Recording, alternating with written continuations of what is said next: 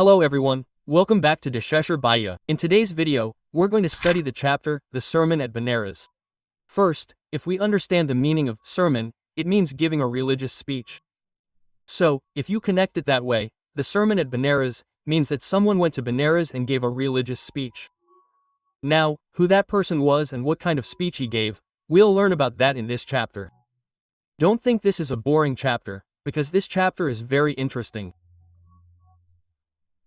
You'll learn a lot about Gautam Buddha in this chapter, and it will also give you life lessons along the way.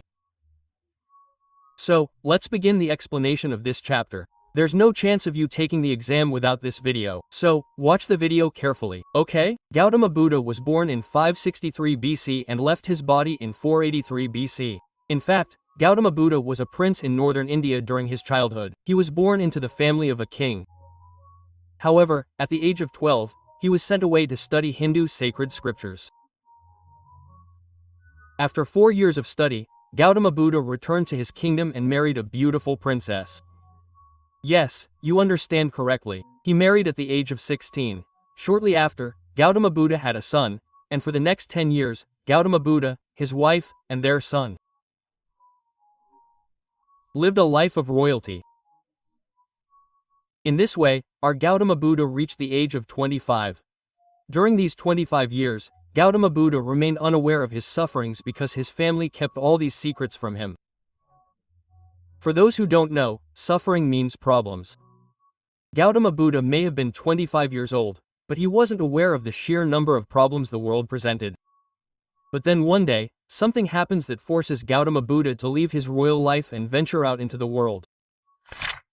One day, Gautama Buddha is out hunting. He sees a sick man. Then, after walking a little further, he sees an old man. He walks a little further, and then he sees a funeral procession.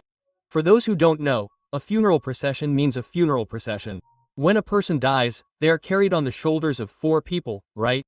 That's what we call a funeral procession. Then, Gautama Buddha goes a little further and sees a man begging. After witnessing these 4 incidents, Gautama Buddha begins to search for answers within himself. He begins to wonder why there is so much suffering in this world. And then our Gautam Buddha sets out in search of enlightenment. Now, for those who don't know the meaning of enlightenment, enlightenment means gaining spiritual knowledge. After this, our Gautam Buddha leaves his kingdom and his family and wanders the world for 7 years. But at last, he sits under a peepal tree and remains there until he attains enlightenment. What happens after this? Gautam Buddha finally sits under the tree for 49 days, meditating continuously, and only then does he attain enlightenment. Now, look, this 49-day story isn't given in your books, but if you Google it, you'll find it. Then, 7 days after attaining enlightenment, the tree under which Gautam Buddha sat is renamed the Bodhi tree. Bodhi tree means tree of wisdom. After this, our Gautam Buddha begins to share his knowledge throughout the world, and people now call him Buddha the Awakened, Buddha the Enlightened, instead of Gautam Buddha. After this, our Gautam Buddha's first sermon takes place in Benares. The place where Gautam Buddha first goes to share his religious knowledge was Benares. That's why this chapter is titled, The Sermon at Benares.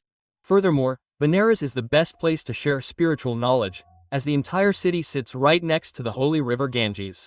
Now, before we go any further, I know your board exams are fast approaching, and so, you might be thinking, we should buy sample paper books, separate books for math, separate books for science, separate books for SST, and separate books for English. See, which is a good thing, but why do you need to buy separate books? When you get sample papers for all subjects in one book, it won't just save you money, it'll also save you time. This book is strictly based on the latest board sample papers. And don't think that if everything is packed into one book, it won't have everything properly. Quite the opposite. In addition to sample papers, you'll also find concise mind maps and revision notes. To boost your confidence, it contains over 700 questions. I've provided a link to this book in the description. If you're interested, you can go and buy it. Next, a story is being told. Listen carefully, okay? There's a woman named Kiss Gautami. She loses her only son. That is, he dies. But Kiss Gautami can't accept the death of her only son and goes around carrying his dead body everywhere. She goes to everyone and says the same thing. Please give me some medicine to cure my son. Hearing this, the people present say she's gone mad. She has lost all her senses because the boy is dead now. No matter what you do, he can't come back. Then, at last, a man comes to Kisa Gautami and says, "Look, I can't give you any medicine that will revive your son. But I know a physician who can help you." Quote, Kisa Gautami, crying, asks, "Please tell me who he is." The man says, "Sakya Muni, the Buddha." Kisa Gautami, crying, comes to Buddha and begs him for medicine to cure her son. Buddha says, "If you bring me a handful of mustard seeds," meaning a handful from a home where no one has died, meaning, from a home where no one has lost a son. Quote, "If someone hasn't lost their husband, a friend, or a parent, only then will I heal your child." Look, the task was very simple. Kisa Gautami had to bring a handful of mustard seeds to Buddha from a house where no one had died. While this may sound easy, it wasn't that simple. Because Kisa went from house to house, asking people for mustard seeds. Many people were ready to give her mustard seeds. But there wasn't a single house where someone hadn't died. Meaning, there wasn't a single house where someone hadn't lost a loved one. At last, Kisa became exhausted, hopeless, and sat down on the side of the street. Then Kisa noticed that it was dark and the city lights were flickering intensely. Meaning, they were stinking. And as she waits a little longer, sitting on the street, she sees that all the flickering lights have now gone off. Meaning, the entire city is plunged into darkness. Now, look, many children here are skeptical. The light bulb hadn't been invented back then. So how could the lights flicker like that? Yes, the light bulb hadn't been invented back then, but people used lanterns. Now, don't say that fire hadn't been invented back then either. I hope no one doubts that now, because the previous video I posted 3 years ago had a lot of these comments underneath. Then, Gautami realizes that human life is just like these lights. They flicker constantly, and after a certain point, they too have to stop. Meaning, human life also comes to an end. She realizes that she has become deeply selfish in her grief over bringing her son back to life. She realizes that death is common to everyone. It cannot be avoided.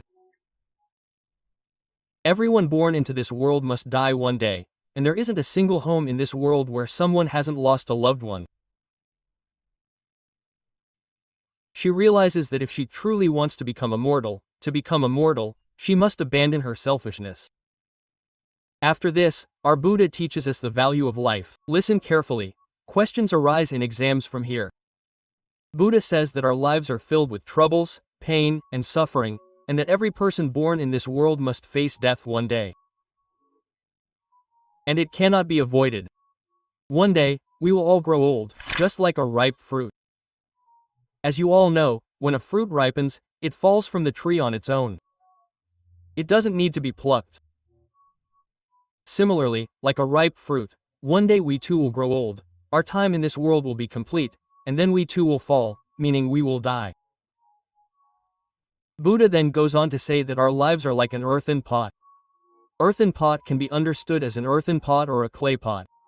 Buddha says that just as an earthen pot is bound to break one day, so too is our life.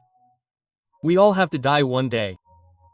He then goes on to say that it doesn't matter whether you are young, adult, rich, poor, stupid, or smart.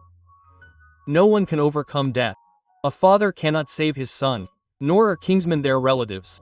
Meaning, you can't save anyone in your relationship from dying. Therefore, there's no use in crying. Wise people are aware of the rules of the world. And that's why they never remain sad. Shedding tears, or even wiping, won't change anything. On the contrary, crying will only hurt yourself and your body. Anyone who wants to achieve peace in this world must remove the arrows of grief, complaint, and sorrow from within themselves. Meaning, the day you remove grief, complaint, and sorrow from within yourself, only then will you truly attain peace of mind.